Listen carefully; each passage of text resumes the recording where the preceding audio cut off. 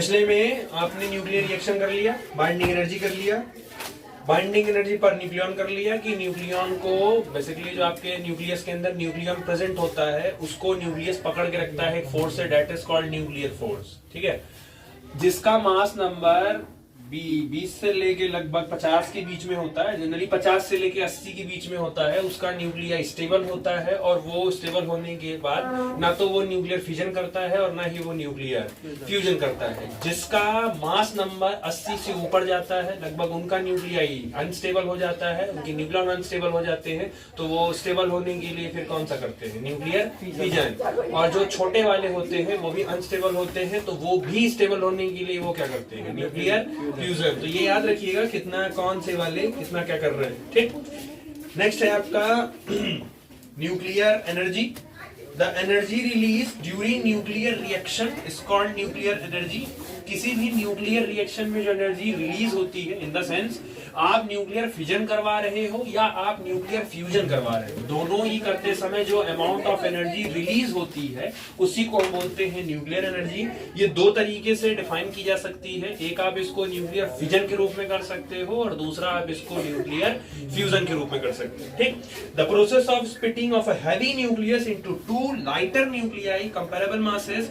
एक heavy nucleus का दो स्मॉल न्यूक्लियस में टूटना जिनका मास कंपैरेबल होता है बड़े वाले की ही, और किसी भी अल्फा पार्टिकल से बम्बार्डिंग करवा के, ऐसे प्रोसेस को हम बोलते हैं न्यूक्लियर फिजन। ठीक, बाकी आपको जो फिगर दिया गया है उसमें आप फिगर ध्यान से देख लो कि आपके पास एक यूरेनियम 235 दिया है आपको। ठीक है, यूरेनियम 235 गिवन है आपको, उस पे न्यूट्रॉन की बम्बार्डिंग करवाई गई है। बम्बार्डिंग करने से सबसे पहले वहां एक इंटरमीडिएट बनता है, तो वो बस एक तोड़ने का तरीका बताया है कि वो टूटता कैसे।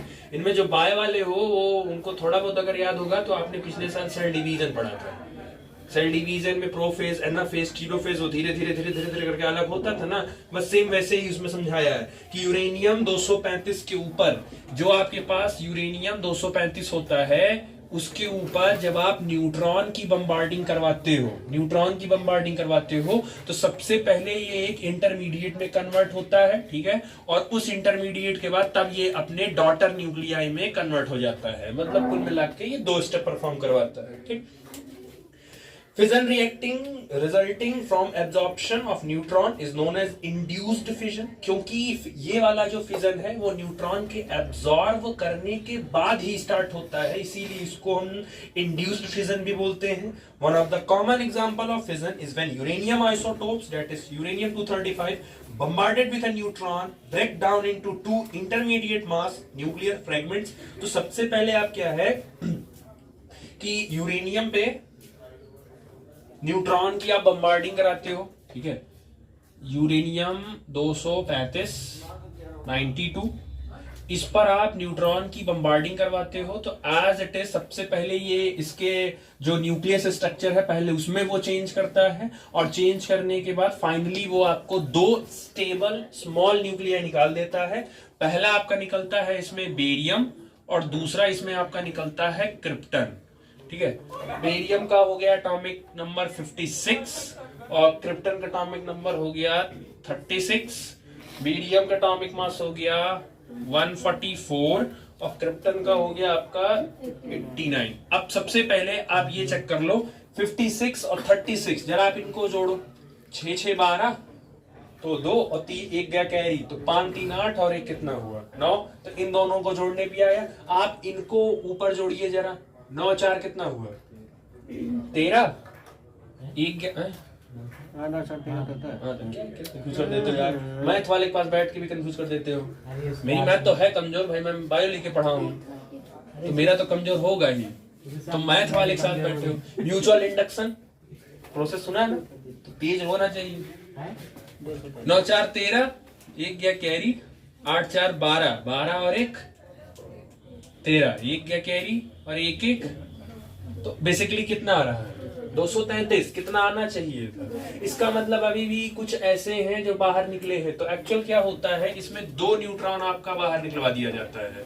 ठीक है, और साथ में कुछ एनर्जी आपकी रिलीज करा दी जाती है। अब होता क्या है, आपने एक न्यूट्रॉन को एंट्री करवाया, तो एक न्यूट्रॉन के आने से जब ब्रेक डाउन हुआ तो 2 न्यूट्रॉन बाहर निकल गया। तो क्या है 144, 89 और 2, इन तीनों का जब आप मास जोड़ते हो तो आपके इस इंडिविजुअल के बराबर होता है। आपको बस ये करना है कि जब आप फिजन कर रहे हो, ठीक है, जब आप न्यूक्लियर फिजन कर रहे होगे तो उसमें जब यूरेनियम को जब आप न्यूट्रॉन दोगे तो आपने एक न्यूट्रॉन यूज किया है, लेकिन फाइनल में आपको एक न्यूट्रॉन से कितना मिल जाएगा? 2 न्यूट्रॉन। आप सोचिए कि आपने फिर उसमें से एक को यूज कर लिया तो एक से यूज करोगे तो फिर कितने बनेंगे? 2। तो अच्छा 2 बनेंगे तो इसमें का एक बचा है और अगले में जो फिर एक बचा है उसमें का भी एक बचा है। तो इसमें हर एक स्टेप में एक एक न्यूट्रॉन बचता जा रहा है कि नहीं बचता जा रहा है?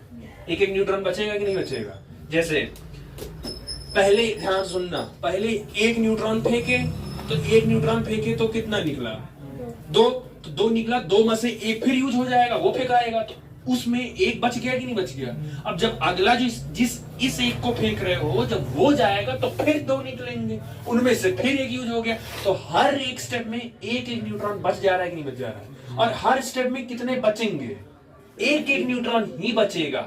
ये जो चेन रिएक्शन है ये है कंट्रोल्ड चेन रिएक्शन, क्योंकि हर स्टेप में एक एक न्यूट्रॉन ही निकल रहा है, बच रहा है टोटल। अभी आपको पढ़ाया जाएगा अनकंट्रोल्ड। तो अनकंट्रोल्ड में क्या है? एक जाता है और 3 बनता है, फिर उनमें से वो 3 फिर 3 बनाते हैं, फिर वो 3 बनाते हैं, तो ऐसे वो चेन अनकंट्रोल्ड हो जाती है। तो बेसिकली फिजन, इसका जो फिजन होता है वो आपका कंट्रोल्ड होता है। एग्जांपल आपसे पूछेंगे कि कोई एक एग्जांपल किसी एक रिएक्शन के थ्रू आप एक्सप्लेन करिए कि न्यूक्लियर फिजन क्या होता है, ठीक? तो वो ध्यान रखिएगा। और ये जो साथ में एनर्जी निकली है इसी एनर्जी को बोलते हैं न्यूक्लियर एनर्जी, ठीक? इसको ध्यान रखना। क्या हुआ सर? वहां पे 2 रहेगा, 2। हाँ वहां 2 रहेगा, प्रिंटिंग गलत हुई उसमें, 3 दे दिया। This is one of that type into which the fission uranium 235 takes place. There can be occur combination also, other भी हो सकता है, बट ये खासकर जो सबसे ज्यादा फेमस है वो यूरेनियम वाला ही फेमस होता है। In general, fission nuclei contain excess of neutron. Fission generally उनके पास होता है जिनके पास न्यूट्रॉन एक्सेस होता है। फिजन वो लोग ज्यादा फेवर करते हैं जिनके पास न्यूट्रॉन, क्योंकि कल आपको बताए थे न्यूट्रॉन बाई प्रोटॉन का रेशियो होता है। तो फिजन वही लोग करने पसंद करते हैं जिनके अंदर न्यूट्रॉन की संख्या हद से ज्यादा होती है, वही लोग आगे चल के फिजन परफॉर्म करते हैं, क्योंकि उन्हीं की वजह से न्यूक्लियाई अनस्टेबल रहती है। तो general fission nuclei contain excess of neutron, therefore highly unstable, कि जिनके पास ज्यादा न्यूट्रॉन्स होते हैं वो हाईली अनस्टेबल होते हैं। Hence undergo beta decay until they reach stable and product. तो वो बीटा डीके, अब क्योंकि स्लैबस में इतना नहीं, स्लैबस में भी 3 तरीके के डीके होते हैं, अल्फा, बीटा और गामा। ये आपके सिलेबस में नहीं है, इतना डिटेल सिलेबस में वो नहीं घुसे हैं, खाली सी समझा दिए खाली कि न्यूक्लियर फ्यूजन होता है। The energy released in uranium 235 is about 200 megavolt और 0.8 मेगावोल्ट पर न्यूक्लियन। अब ये कह रहे हैं जब यूरेनियम 235 का आप बम्बार्डिंग कराते हो, यहां जो एनर्जी निकलती है वो लगभग 200 मेगा इलेक्ट्रॉन वोल्ट निकलती है, इतनी एनर्जी निकलती है। और अगर पर इलेक्ट्रॉन एक न्यूक्लियन पे देखा जाए तो एक न्यूक्लियन पर लगभग इतना एनर्जी देता है वो, इतनी एनर्जी एक पर न्यूक्लियन पर इतनी एनर्जी वो खर्च करता है अपनी, मतलब इतना एनर्जी एक न्यूक्लियन को बांध के रखता है। टोटल एनर्जी आप निकालते हो टोटल, तो अब आप इमेजिन करिए डाटा से एक न्यूक्लियन की इतनी है, ठीक, एक न्यूक्लियन की इतनी है, तो सोचो कितने न्यूक्लियन होंगे तब जाके उनकी वैल्यू कितनी होगी, 200 हो गया। आप सोचिए 0.8 सिर्फ एक न्यूक्लियन की है।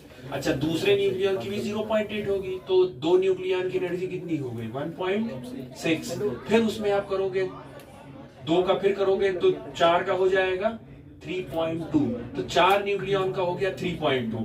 ऐसे जोड़ते जाओ और तब तक जोड़ते जाओ जब तक आपकी वैल्यू कितनी ना पहुंच जाए। तो सोचिए ऐसे कितने न्यूक्लियन निकल जाएंगे आपके बाहर जो कि वो अनस्टेबल कर रहे थे आपके दिए हुए स्पीसीज को, ठीक है। तो ये ध्यान रखना, डाटा ही पूछेंगे, ठीक।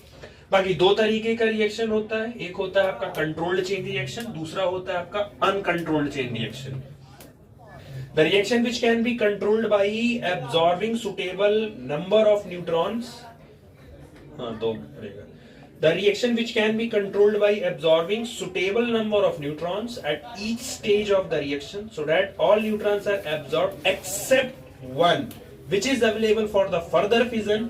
This type of reaction, जैसे कि कह रहा है कि जब फिजन होगा तो हर एक स्टेप में, जैसे फिजन आपने स्टार्ट करवाया, जैसे आपने मान लीजिए फिजन स्टार्ट करवाया, तो जैसे ही फिजन स्टार्ट होगा तो आप पहले स्टेप में, तो पहले स्टेप में जाओगे तो वहां न्यूट्रॉन निकलेगा, तो वहां न्यूट्रॉन निकला तो मान लीजिए 2 निकला, तो उनमें से एक तो आगे फिर से रिएक्शन करने के लिए भेज दिया जाएगा, और जो एक बचा है उसको क्या कर लिया जाएगा, एब्जॉर्ब कर लिया जाएगा।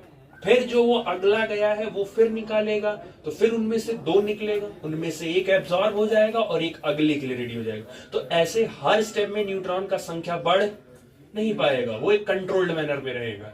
दूसरा है आपका अनकंट्रोल्ड, उसमें क्या होता है, एक है तो 1 से 3 बनेगा। जैसे अभी क्या इसमें क्या कहे हैं, एक न्यूट्रॉन फेंके तो 2 बना, तो इनमें से इसको एब्जॉर्ब कर लिया गया, तो ये एब्जॉर्ब हो गया, तो ये तो हट ही गया। अब इनमें से ये फिर जाएगा तो ये फिर कितना बनाएगा, 2, तो इसमें फिर 2 बनेगा, तो इनमें से ये फिर एब्जॉर्ब हो जाएगा, ये आगे जाएगा। तो आप ये चेक करो, इसमें कोई बहुत तेजी से नहीं ग्रोथ हो रहा। एक होता है अर्थमेटिक ग्रोथ और एक होता है ज्योमेट्रिकल ग्रोथ। कौन सा ग्रोथ है ये,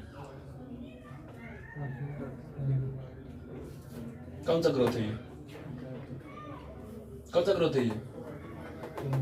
बायो में भी है, अब खाली उसको उधर को मत देखो, बायो में पढ़ चुके हो आप लोग, बायो में था ये अर्थमेटिक ग्रोथ है। ये अर्थमेटिक ग्रोथ में एक एक ही बढ़ता है।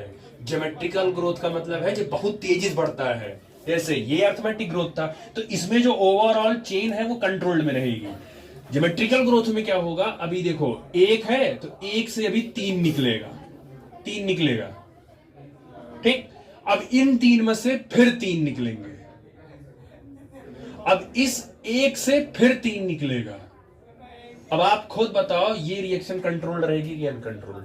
क्योंकि इनमें से अगर कंट्रोल एक को ही, अगर सिर्फ एक को एब्जॉर्ब करवाओगे तो बाकी 2 से भी टोटल कितने निकल जाएंगे, 6।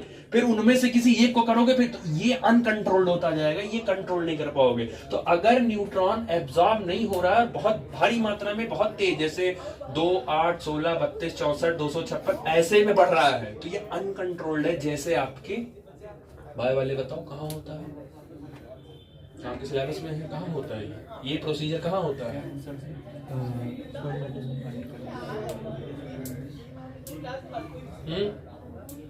हाँ जोर से बोलो।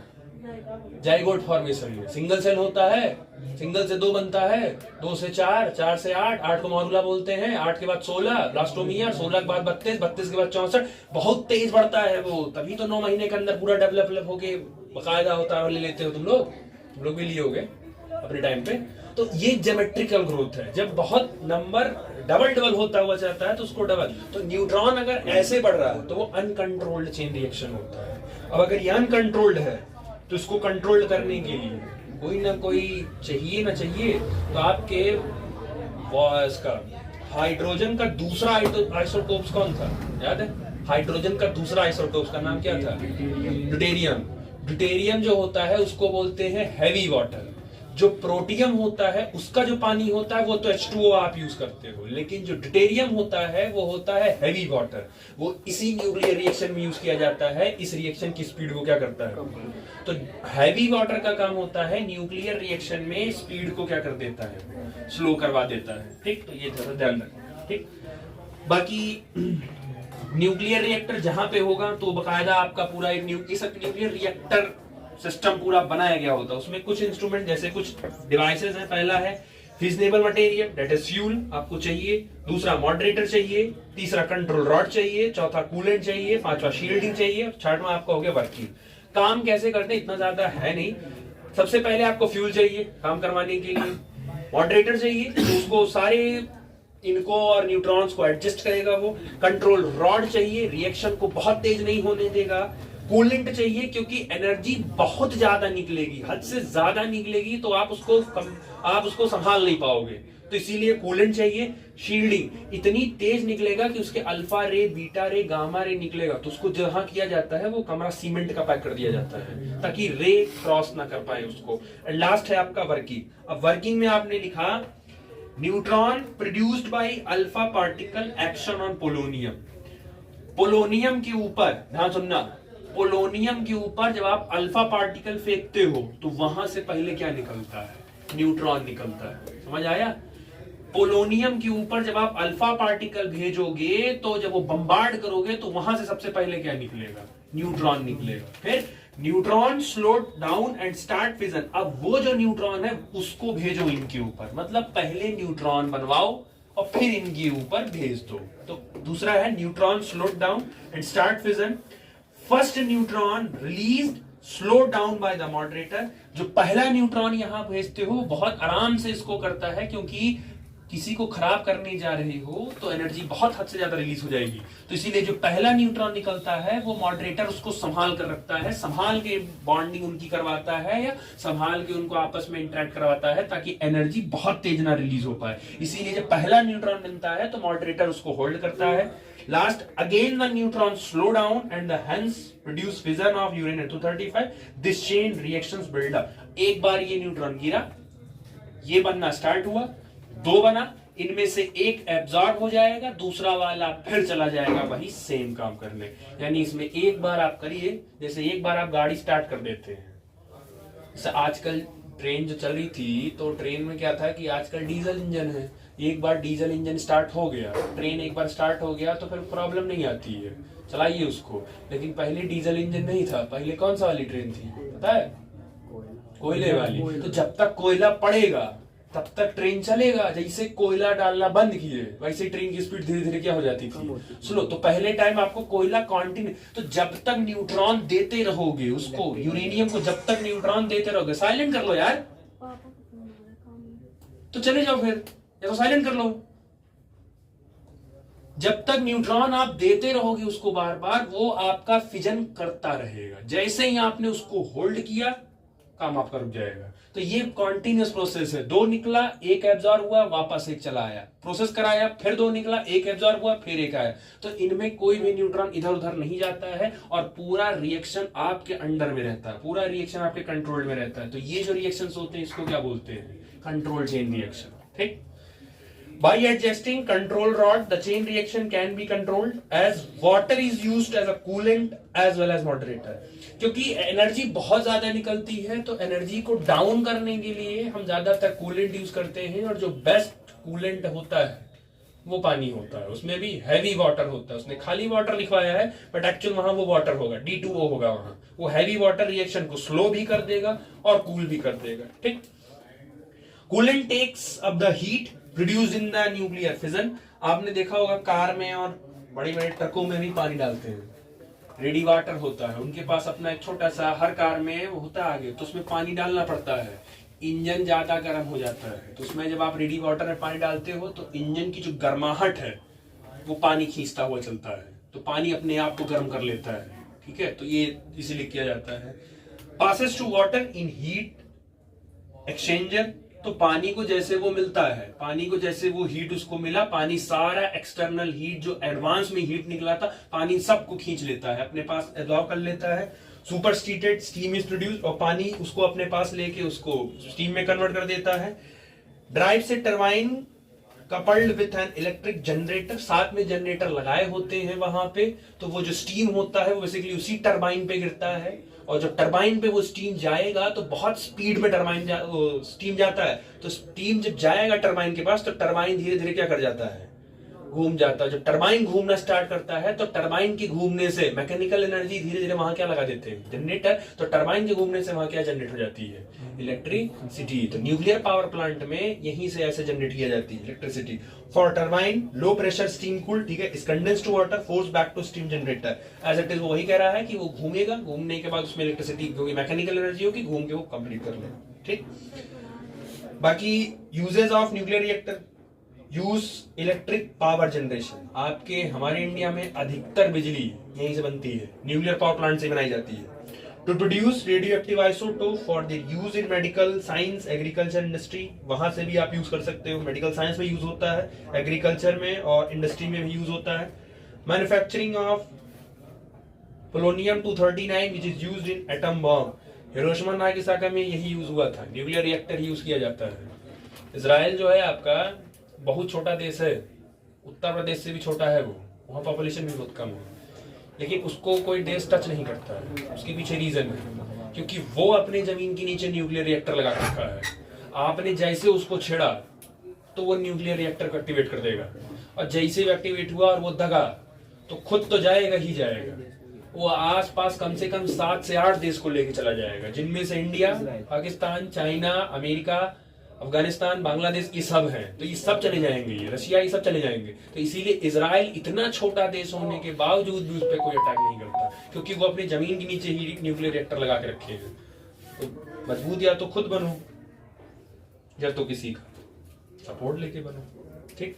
बाकी कुछ एग्जांपल्स और हैं, जैसे यूरेनियम 235, अगर इनको तोड़ते हो तो अब ये डिपेंड करता है, ठीक है, on an average reaction release पर न्यूक्लियर।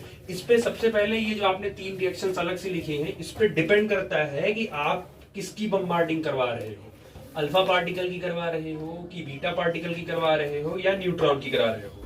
तो बेसिकली आप तीनों रिएक्शंस याद रखिए, तीनों याद रखिए, याद होना चाहिए आपको तीनों, क्योंकि वो सिर्फ रिएक्शन दे देंगे और फिर इन द ब्लैंक्स करके देंगे, केस बेस्ड स्टडी में करके देंगे, MCQ में देंगे, what happen if uranium 35 is bombarded with neutron, identify their products, तो वो रहेगा। तो ये रिएक्शन याद होना चाहिए, यूरेनियम या तो बेरियम क्रिप्टन में टूटेगा तो उस समय 3 न्यूट्रॉन प्लस एनर्जी निकलेगी। दूसरी कंडीशन ये हो सकती है कि वो बिस्मथ और नोबेलियम में भी जा सकता है, लेकिन उस केस में वो 4 न्यूट्रॉन को बाहर रिलीज करवाएगा। और अगर 236 वाला यूरेनियम गया तो वहां जेनॉन और स्ट्रॉन्शियम निकलेगा, 2 न्यूट्रॉन के साथ बाहर निकला जाएगा। तो ये याद रखिएगा, तीनों में से कोई भी एक जो आपके सामने होंगे उस हिसाब से आंसर दीजिए, ठीक। नेक्स्ट आता है, लास्ट आपका आता है न्यूक्लियर फ्यूजन। जब 2 या 2 से अधिक हल्के न्यूक्लियाई आपस में फ्यूज करते हैं और फ्यूज करके एक बड़ा न्यूक्लियाई फॉर्म करते हैं, स्टेबल न्यूक्लियाई फॉर्म करते हैं, उसी को बोलते हैं न्यूक्लियर फ्यूजन। एक सबसे बड़ा क्वेश्चन इसमें यह रहता है कि सन की एनर्जी कभी खत्म नहीं हो रही है, बाकी आप कहीं का भी, अब आप ये नहीं कह सकते कि सूर्य देवता है तो उनके अंदर नहीं, ऐसा कुछ नहीं है कि वो देवता है तो एनर्जी इनमें नहीं हो रही है, ऐसा कुछ नहीं उसमें करना है। बेसिकली क्या है आपका कि सूर्य के अंदर कॉन्टिन्यूअसली में न्यूक्लियर फिजन और न्यूक्लियर फ्यूजन दोनों होता है। तो जब तक सूर्य के अंदर फिजन और फ्यूजन चल रहा है तब तक सूर्य की एनर्जी कभी, तो आप इस बात से अंदाजा लगा लीजिए कि न्यूक्लियर फ्यूजन भी हो रहा है और फिजन भी हो रहा है, उससे जो एनर्जी निकल रही है, सोचिए उससे पूरी पृथ्वी को हीट मिल रहा है। तो आप इमेजिन कर लीजिए कि फिजन फ्यूजन में कितनी एनर्जी निकलती होगी। तो सूर्य में एक्चुअल यही होता है, उसके प्लाज्मा आपने सुना होगा, सूर्य प्लाज्मा का बना होता है, तो उसके अंदर यही होता है, एक बार फ्यूजन फिर फिजन फिर फ्यूजन फिर फिजन, ये प्रोसेस सूर्य के अंदर कॉन्टिन्यूअसली चलती रहती है, जिसकी वजह से सूर्य के अंदर इतनी एनर्जी होती है और जो आपको रेडिएशन के फॉर्म में मिलती है, ठीक। इसका जो रिएक्शन है बेसिकली ये आपने लिखा ड्यूटेरियम प्लस,